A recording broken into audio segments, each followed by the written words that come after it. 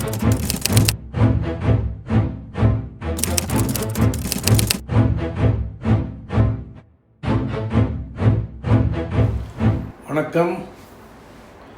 அனைவருக்கும் இனிய வாழ்த்துக்கள். இன்று நாம் பார்க்க போவது ஒரு மிக அருமையான புத்தகம்.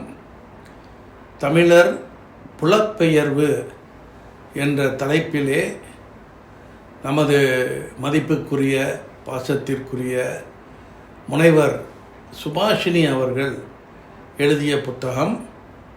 மிக அருமையான புத்தகம்.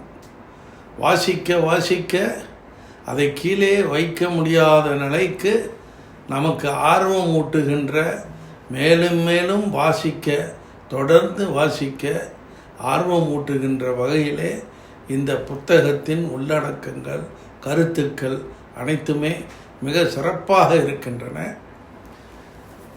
ஆக இந்த தமிழர் புலப்பெயர்வு, அதாவது புலப்பெயர்வு என்றால் மைக்ரேஷன், ஆங்கிலத்தில் டயஸ்பொரா என்று சொல்கின்றார்கள். டயஸ்பொரா என்று சொன்னால் பரவியும் விரவியும் இருக்கின்ற மக்கள். ஒரு நாட்டின் மக்கள் பல காரணங்களினால் அந்த நாட்டை விட்டு தங்கள் சொந்த நாடு, பிறந்து வளர்ந்து வாழ்ந்த நாட்டில் இருந்து வேறொரு நாட்டிற்கு நல்லதொரு வாழ்க்கையை தேடி, அல்லது கல்வியை தேடி, அல்லது செல்வத்தை தேடி வாழ்கின்ற வாழ்க்கையை, வேறு நல்ல வாழ்க்கையை தேடி, வாய்ப்புகளை தேடி தங்களுடைய வாழ்க்கை மேலும் வளமாக அமைய வேண்டும் என்பதற்காக வேறு ஒரு நாடுகளுக்கு செல்கின்றார்கள். ஏன் அந்த வேறு நாடுகளுக்கு செல்கின்றார்கள் என்றால், இவர்களுடைய பார்வையில், இவர்கள் கேட்டு தெரிந்து கொண்ட சூழ்நிலையில் அந்த நாடு மிகவும் சிறந்த நாடு, மிகவும் அருமையான நாடு, பாலும் தேனும் பசும் பொன்னும் பரவியும் விரவியும் காணுமிடமெல்லாம் கிடைக்கும் என்று ஒரு செய்தி அவர்களுக்கு கிடைக்கின்றது. அந்த செய்தியை அவர்கள் நம்புகின்றார்கள், அதை நம்பி செல்லுகின்றார்கள்.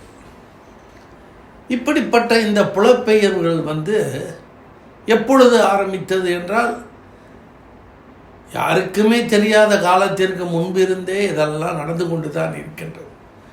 இந்த மனித சமூகம் என்பது ஓரிடத்திலே நிரந்தரமாக குடியிருந்ததாக சரித்திரம் கிடையாது. 10,000 ஆண்டுகளுக்கு முன்பிருந்தே, 15,000 ஆண்டுகளுக்கு முன்பிருந்தே எப்பொழுதுமே ஒரு இடத்தை விட்டு மற்றொரு இடத்திற்கு நகர்ந்து கொண்டே இருக்கின்றார்கள், நடந்து கொண்டே இருக்கின்றார்கள், சென்று கொண்டே இருக்கின்றார்கள். அதற்கான காரணங்கள் பல உண்டு. தட்பவெட்ப சூழ்நிலை, விவசாயம், உண்ணும் உணவு, குடிக்கும் நீர், இவையெல்லாம் எங்கெல்லாம் கிடைக்கின்றதோ அங்கெல்லாம் செல்வார்கள். எங்கெல்லாம் கிடைப்பதற்கு அரிதாகின்றதோ அந்த இடத்தை விட்டு நல்ல இடத்திற்கு, அது கிடைக்கின்ற இடத்திற்கு செல்வது வழக்கமாக இருந்தது. இது வெறும் ஒரு மனித குலத்திற்கு மட்டுமல்ல, மிருகங்களும் பிராணிகளும் பறவைகளும் கூட தங்கள் வாழ்நாள் முழுதும் ஓரிடத்தை விட்டு மற்றொரு இடத்திற்கு சென்று அதற்கு தேவையான உணவை தேடிக்கொண்டு தங்கள் வாழ்வை நடாத்துகின்றன. அதாவது உணவுக்காக மட்டுமல்ல, உற்பத்திக்காகவும், அதாவது அது தங்களுடைய இனத்தின் விருத்திக்காகவும் சில நல்ல பாதுகாப்பான இடங்களை தேடி செல்வது உண்டு. அதை நம்ம இலக்கியங்கள்லேயும் நிறையா பார்க்குறோம், படிக்கின்றோம். அதை பற்றி நிறைய ஆய்வுகள் செய்திருக்கின்றார்கள். ஏறத்தாழ ஒரு 5,000 கிலோகிராமிலிருந்து 9,000 கிலோகிராம் வெயிட் இருக்கிற யானைகள் கூட அசாதாரணமாக 10,000 மைல் நடக்குமா. அது போய் சேருவதற்கே பல மாதங்கள் எடுக்கும்.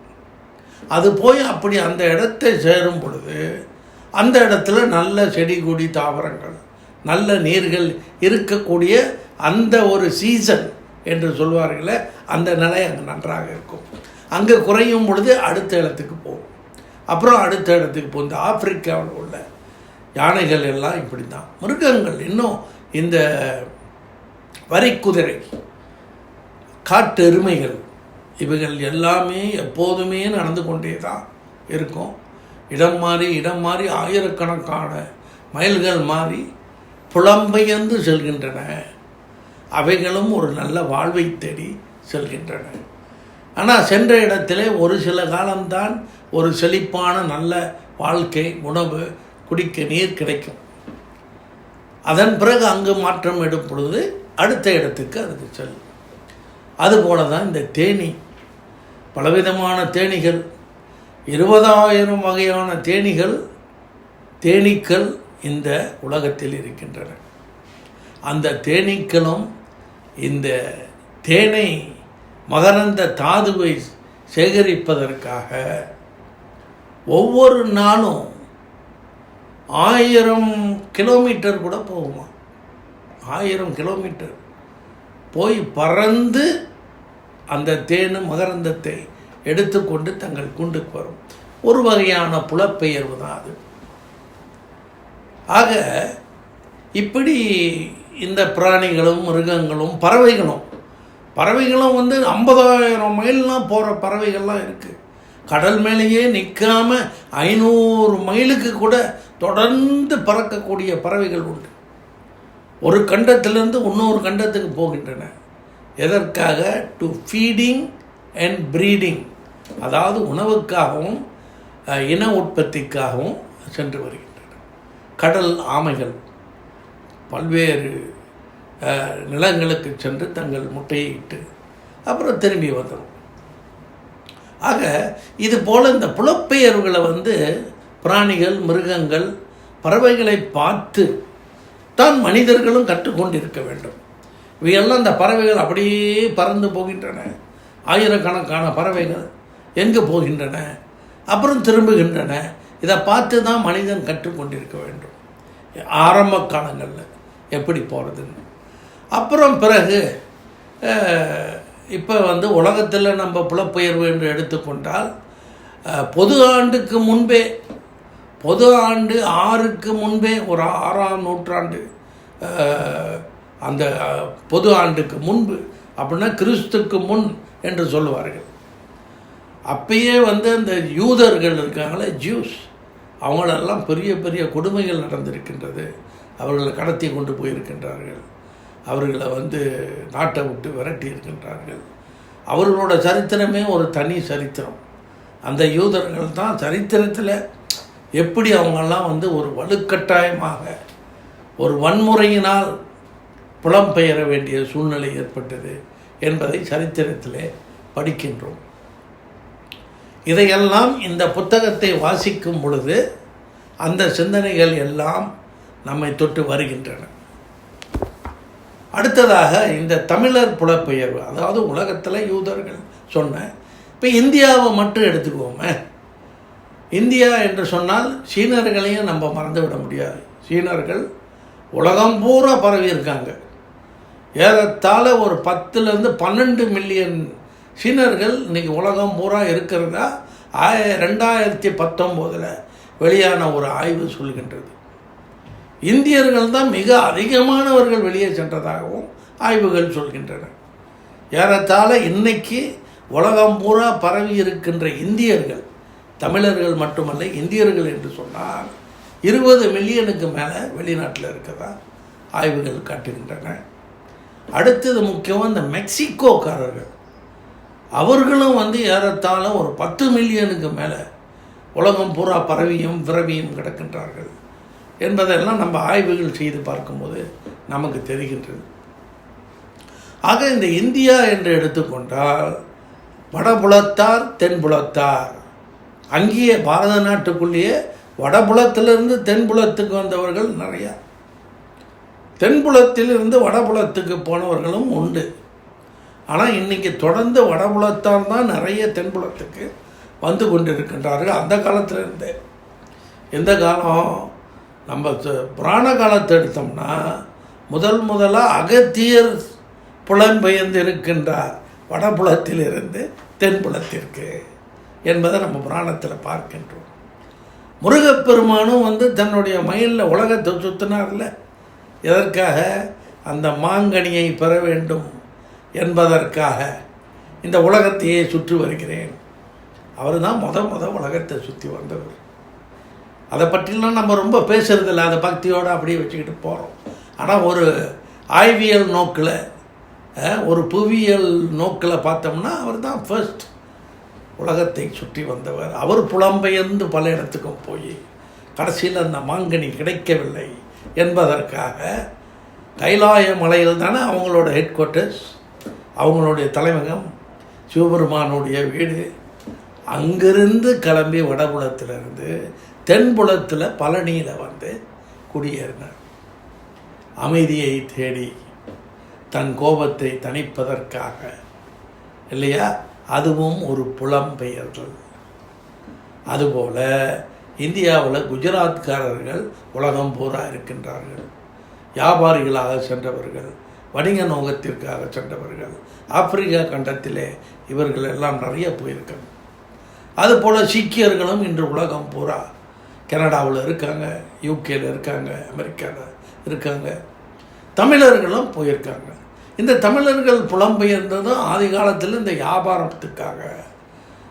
நம்ம ராஜராஜ சோழன் காலத்தில் வியாபாரங்கள் கண்டத்துக்கு கண்டம் நடைபெறும் பொழுது நாட்டுக்கு நாடு இடையில வியாபாரம், வணிகம், வாணிபம் எல்லாம் நடக்கும்போது எல்லாம் போயிருக்காங்க. வேறு நாட்டில் போய் குடியிருந்திருக்கின்றார்கள். ஆனால் இன்றைக்கி ஒரு 150 ஆண்டுகளுக்கு முன்பு இருந்து ஒரு கணக்கு எடுத்தோம்னா பல்வேறு காரணங்கள், வெள்ளைக்காரர்கள், பிரெஞ்சுக்காரர்கள், டச்சுக்காரர்கள், ஸ்பானிஷ்காரர்கள் இல்லையா, போர்த்துகீசியர்கள், இவர்கள்லாம் படையெடுத்து இந்த நாடுகளை ஆக்கிரமித்து கொண்ட போது இந்த வியாபாரத்தின் காரணமாக புலம்பெயர்ந்தவர்களும் உண்டு. அவர்களுடைய அட்டகாசங்கள், அநியாயங்களை தாங்க முடியாமல் புலம்பெயர்ந்தவர்களும் உண்டு. அவர்கள் வேறு நாட்டிலே வேலை வாய்ப்பு இருக்கிறது, பொருளாதார வாய்ப்பு இருக்கிறது என்று புலம்பெயர்ந்தவர்களும் உண்டு. அப்படி வந்தவர்கள் தான் தமிழர்கள். இந்த மலாயா, பர்மா, ஆப்பிரிக்கா இல்லைங்களா, இப்படி பல நாட்டுகளுக்கும் இவங்க எல்லாம் போயிருக்காங்க. சிங்கப்பூர், நிறைய இடத்துக்கு போயிருக்காங்க. இப்போ உலகம் பூரா இந்தியர்கள் இருக்கின்றார்கள். இதெல்லாம் ஆரம்பித்தது இது 2வது 3வது என்ன சொல்கிறது, ஒரு ஸ்டேஜ். அந்த அந்த வழிமுறையில் அவங்கெல்லாம் வந்தவங்க. இப்போ இவங்கெல்லாம் எதுக்கு தமிழ்நாட்டிலேருந்து வந்தாங்க அப்படின்ற ஆய்வை ரொம்ப அற்புதமாக சுபாஷினி அவர்கள் இங்கே எழுதியிருக்காங்க. ஸ்ரீலங்காவிலிருந்து எப்படி வெளியூருக்கெல்லாம் போனாங்க, அந்த ஸ்ரீலங்கன் போர் இல்லையா, ஈழத்து போரின் காரணமாக அங்கே உள்ள அட்டூழியங்களை இருந்து தங்களை காத்துக்கொள்வதற்காக, அதாவது முதல்ல சம்பாதிக்க வேண்டும் என்பதற்காக அல்ல, அங்கு இருந்து தங்களுடைய உயிரையும் உடலையும் கற்பையும் பாதுகாத்து கொள்ள வேண்டும் என்பதற்காக நூற்றுக்கணக்கானோர் தங்களையும் தங்கள் குடும்பம், மனைவி, மக்களையும் காப்பாற்றி வெளிநாட்டுக்கு கொண்டு சென்று புலம்பெயர்ந்தார்கள். ஆக இப்படி புலம்பெயரும் பொழுது நம்ம என்ன நோக்கி போகிறோம், அங்கு போகின்ற இடத்துல நாம் பாதுகாப்பாக இருப்போம், நமது உயிருக்கும் நம்ம உடலுக்கும் எந்தவித அழிவும் ஏற்படாது, ஆபத்தும் ஏற்படாது என்ற ஒரு நம்பிக்கையில் தான் எல்லாம் போனாங்க. ஸோ அது தொட்டு பல ஆய்வுகள் நிறைய இருக்கின்றது. எப்படியெல்லாம் போனாங்க, என்ன காரணங்களுக்காக போனார்கள், அதெல்லாம் இருக்குது. ஆனால் என்ன குறைவாக இருக்குன்னா, அப்படிப்பட்டவங்க போகிறதுக்கு முன்னால் உடனே இப்போ நினச்சி அடுத்த வினாடியே போக முடியாது. அதுக்கு பல வாரங்கள், பல மாதங்கள் அவங்கெல்லாம் யோசித்து திட்டமிட்டு போக வேண்டும்.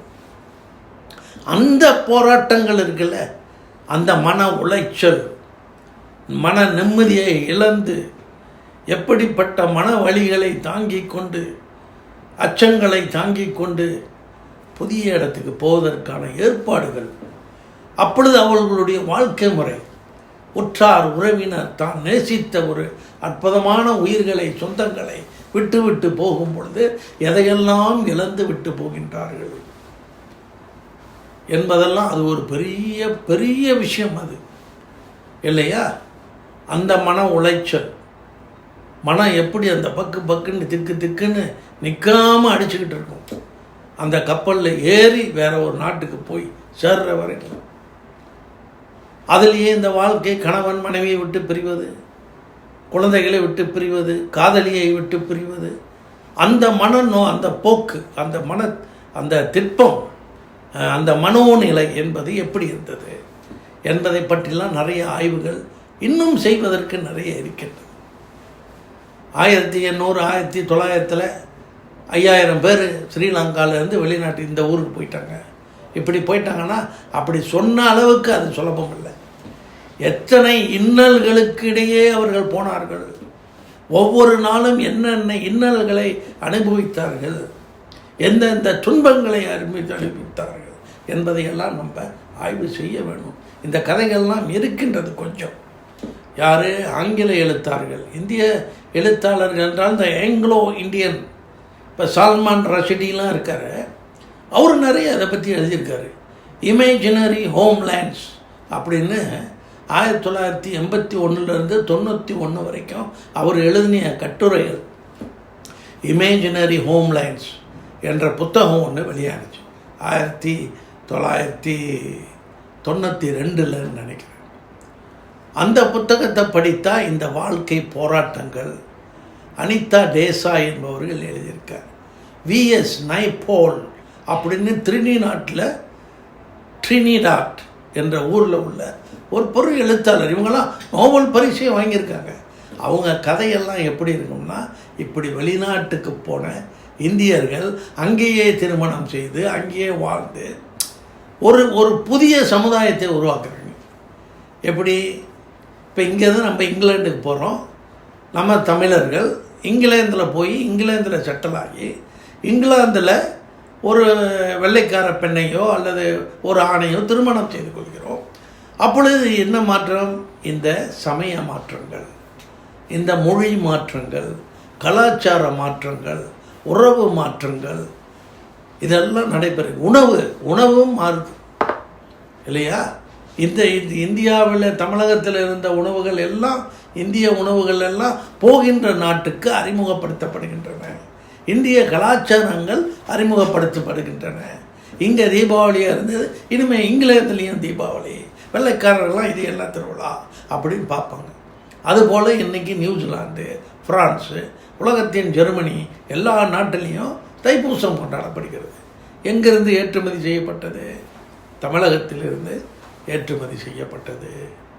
ஆகவே இப்படி வெளிநாடுகளுக்கு போகும்பொழுது பெரிய பல போராட்டங்கள். ஏன்னா இதெல்லாம் அப்படியே அறிமுகப்படுத்தி பண்ண முடியாது. வெளிநாட்டுக்காரர்கள் வேற ஒரு நாட்டிலேருந்து அவங்க நாட்டுக்கு குடி வராங்கன்னா யாரையும் திருஷ்டி கழித்து தீபம் காட்டி வாங்கன்னு வரவேற்பது கிடையாது. வரவங்க மேலே ஒரு வகையான வெறுப்பும் கோபமும் இருக்கத்தான் செய்யும். யார் இவர்கள்லாம் நம்ம நாட்டுக்கு வருகின்றார்கள், நம்மளுடைய வாய்ப்பும் வசதிகளையும் இவர்கள் பறித்து கொள்வார்களா அப்படின்ற ஒரு எண்ணங்கள் அங்கே தலை தூக்கி நிற்கும். அந்த பிரச்சனைகளை இப்படி போனவங்க எப்படி சமாளிக்கிறாங்க? ஏன்னா அங்கே போனால் நமக்கு நம்ம எதிர்பார்த்த மதிப்பு கிடையாது, மரியாதை கிடையாது இல்லையா? உடனடியாக அந்த வேலை வாய்ப்பு கிடையாது. நம்மளையெல்லாம் ஒரு திருடர்களைப் போல அப்படி தான் பார்ப்பாங்க. ஆகவே இதை எப்படி சமாளிப்பது என்பதே ஒரு பெரிய போராட்டம். இதுங்களை ஆய்வு செய்வதே ஒரு பெரிய விஷயம். எல்லாருக்கும் இந்த போராட்டங்கள் உண்டு. யாருமே போய் ஒரு புதிய நாட்டில் போய் தப்பிச்சு பொழைச்சி வந்துட்டு அந்த நாட்டுக்கு அப்படின்னா அந்த நாட்டில் ஒரு சந்தோஷமாக உடனே அடுத்த நாளே மகிழ்ச்சியாக கொண்டாடுற மாதிரி இருக்காது. அவங்க அங்கே செட்டில் டவுன் பண்ணி அவங்களுக்கு ஒரு 5 வருஷம் 10 வருஷம் எடுக்கலாம், 20 வருஷம் எடுக்கலாம். அந்த சூழ்நிலையோடு அவங்களும் சேர்ந்து வாழ்வதற்கு, அவங்களோட பேசுகிறதுக்கே அந்த நாட்டுக்கு சொந்தக்காரர்கள் தயங்குவார்களே. நம்மளை பார்த்தா அவங்க ஒதுங்கி போவார்கள். இதெல்லாம் நமக்கும் சொந்த அனுபவங்கள்லாம் உண்டு. ஆகவே இப்படி நிறைய போராட்டங்கள், நம்ம எதிர்பார்த்த மரியாதை மதிப்பு இல்லையா? வரவேற்பு, அன்பு, அரவணைப்பு இதெல்லாம் மிக அரிது உடனடியாக கிடைப்பதற்கு. இதையெல்லாம் நம்ம செட்டில் பண்ணி அப்புறம் நாமும் ஒரு வேலையை தேடி ஒரு கல்வி வாய்ப்பை கிடைத்து படித்து முடித்து ஒரு வகுப்புக்கு போகிறேன்னா எல்லாம் வெள்ளைக்காரர்களாக இருக்காங்க, நீ ஒண்டி நம்ம வேறு கலரில் போய் சேரும். எப்படி அவர்கள் உன்னை பார்க்குறார்கள்? உன்னோட பேசுகிறாங்களா? அப்படி பேசுகிறதுக்கே பல மாதங்கள் எடுக்கும் இல்லையா? ஆகவே இதெல்லாம் ஒரு பெரிய பெரிய போராட்டம், தனி சப்ஜெக்ட். இதே ஒரு பெரிய கல்வி, அதை பற்றியே நிறைய ஆய்வு செய்யலாம். வெளியே போனவர்கள், இந்த டயோஸ்பரா புலம்பெயர்ந்தவர்களின் போராட்ட வாழ்க்கை எப்படி இருந்துச்சு. ஆகவே அன்பு தோழர்களே, இதெல்லாம் அப்படி இருக்க இப்போ இந்த மலாயா நாட்டிலேயே நம்ம இப்போ 100 வருஷத்துக்கு மேலே ஆகுது. 1920களிலிருந்து இந்த தற்கால மாடர்ன் டைம்ஸ் நம்ம இந்த நாட்டுக்கு வர ஆரம்பித்தா இப்போ 2025. ஆனால் இன்னும் நாம் தேடிக்கொண்டிருப்பது என்ன? த ஈக்குவல் ஜஸ்டிஸ், ஈக்குவல் ட்ரீட்மெண்ட் இல்லையா? ஈக்குவல் ரெஸ்பெக்ட், ஈக்குவல் ஆப்பர்ச்சுனிட்டி, எல்லாத்துலேயுமே அந்த மரியாதை, அந்த அரவணைப்பு, அந்த அன்பு, அந்த சம வாய்ப்பு இதெல்லாம் கிடைக்கின்றதா? இல்லை இன்னும் போராடி கொண்டு தான் இருக்கின்றோமா என்பது தான் இந்த புத்தகத்தில் எழுதப்பட்ட விஷயங்கள். இதை படிக்க படிக்க அந்த எழுதிய கருத்துக்களும் நமக்கு வரும், எழுதாத கருத்துக்களையும் சிந்திக்க தூண்டுகின்ற ஒரு புத்தகமாக இந்த அருமையான புத்தகம் 370 பக்கத்துக்கு மேலே எழுதியிருக்காங்க. 320 ஆய்வு நூல்களை பயன்படுத்தி படித்து ஆய்வு செஞ்சுருக்காங்க. 29 வலைத்தளங்களை ஆய்வு செஞ்சு எழுதியிருக்காங்க. சாதாரண விஷயம் இல்லை. அதாவது தமிழில் இது போன்ற ஒரு புத்தகம் நான் இன்னைக்குத்தான் பார்க்குறேன், இப்பொழுது தான் பார்க்கின்றேன். ஆங்கிலத்திலே நிறைய அதை பற்றி ஆய்வுகள் செய்திருக்கின்றார்கள். ஆங்கில மொழியில் இருக்கின்றது, வேறு வேறு மொழிகளிலும் இருக்கலாம். ஆனால் தமிழ் மொழியிலே வந்த ஒரு மிக அற்புதமான நூல் இந்த நூல். இந்த நூலை எல்லாரும் வாசிக்கணும். ஏன்னா இதை வாசித்தா தான் நமக்கே தெரியும் நமது முன்னோர்கள் எப்படி அரும்பாடுபட்டு எப்படிப்பட்ட மனப்பலம், மனத்திற்பம், அந்த திண்மையோடு இங்கே வேலை செஞ்சுருக்காங்க. அங்கே உள்ள குடிசையை விட்டு வந்தவங்க பல்லாயிரக்கணக்கான மைல்கள் தாண்டி, பல துன்பங்களை தாண்டி, கப்பலில் வரும்பொழுதே கூட இருந்த நண்பர்களும் உற்றாரும் உறவினரும் 10 விழுக்காடு 20 விழுக்காடு மரணம் எதை விட மீதி எஞ்சியவர்கள் தான் இங்கே சேர்ந்தார்கள். இங்கு சேர்ந்தும் வந்த 1 மாதத்திலேயே மரணம் அடைபவர்கள் எத்தனையோ பேர். இதெல்லாம் பார்த்தாலும் அந்த இறைவனை நம்பிக்கையோடு பார்க்கும் இடமெல்லாம் கோயில்களை ஒரு சின்ன சின்ன சாமியை வைத்து அந்த இறை நம்பிக்கையின் சக்தியில் வாழ்க்கையை தொடர்ந்தார்கள். ஆகவே அது ஒரு போராட்டமான வாழ்க்கை என்று சொல்லும் போது அது ஒரு வீரமான வாழ்க்கை தான். தனித்து நின்று அதெல்லாம் போராடி இருக்காங்க.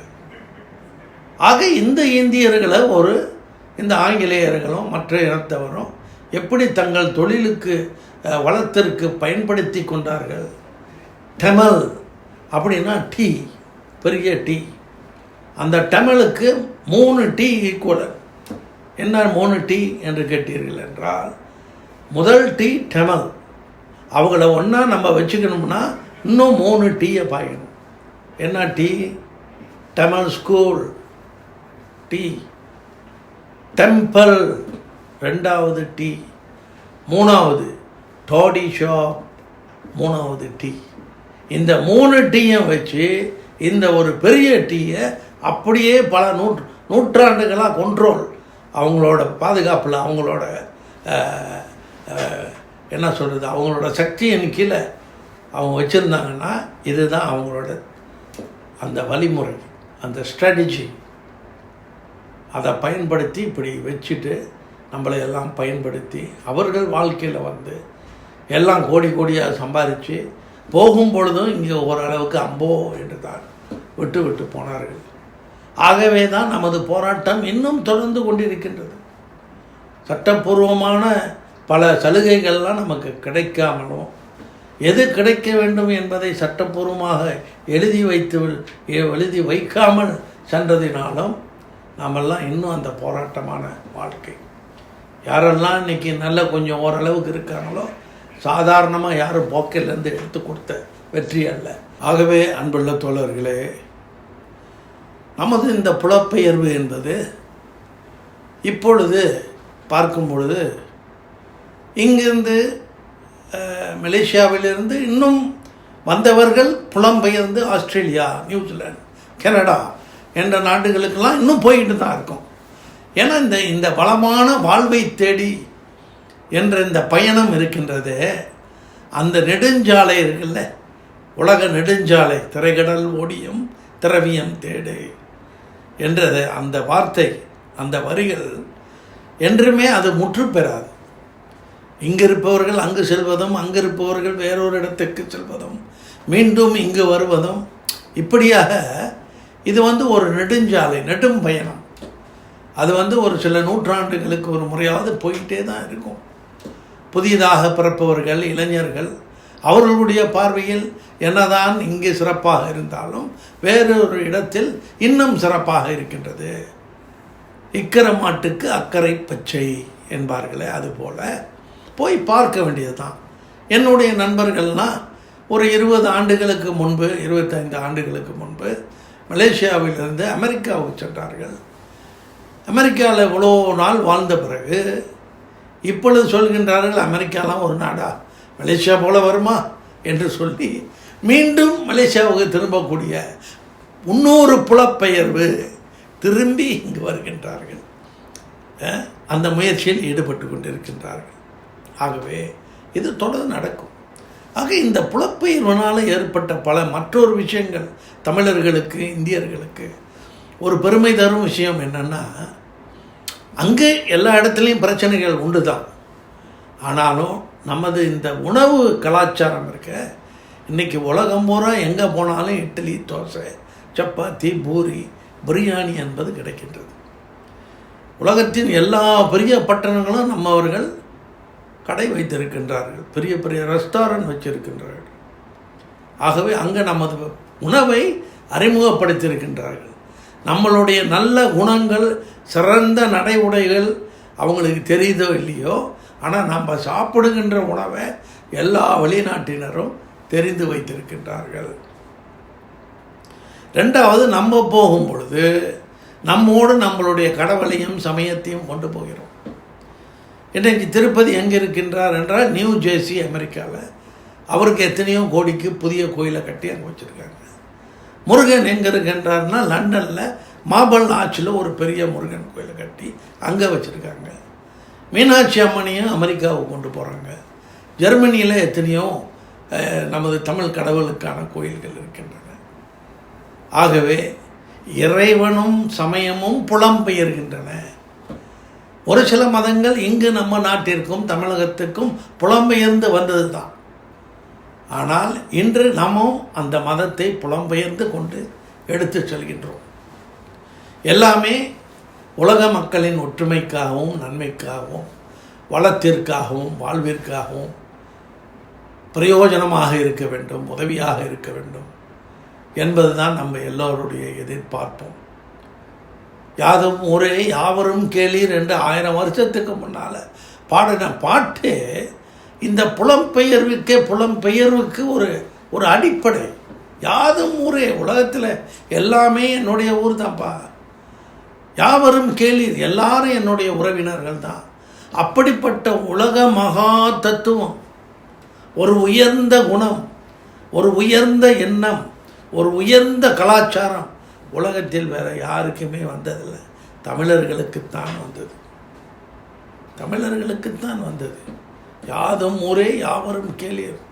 எல்லா உலக மக்களையும் தன்னுடைய உற்றாரை போல, உறவினரை போல, உடன் பிறந்தோர் போல நினைக்கின்ற, பழகுகின்ற, வாழுகின்ற உயர்ந்த எண்ணம் தமிழர்களிடமிருந்து வந்தது. அந்த ஒரு தத்துவத்தை உலகம் தத்தெடுத்து கொண்டாலே இந்த உலக அமைதிக்கு அது வித்தாக அமையும் இல்லையா? உலக அமைதிக்கு வித்தாக, வழிகாட்டலாக, முன்னோடியாக அமைகின்ற ஒரு அற்புதமான இந்த வரி. யாதும் ஊரே யாவரும் கேளீர். ரெண்டாவது கல்வி. எங்கு சென்றாலும் கல்வி இருந்தால் இல்லையா, சென்றவிடமெல்லாம் சிறப்பு யாருக்கு? கல்வி உடையவனுக்குத்தான். தான் இருக்கும் தேசத்தில் தான் ஒரு மன்னனுக்கு மதிப்பு.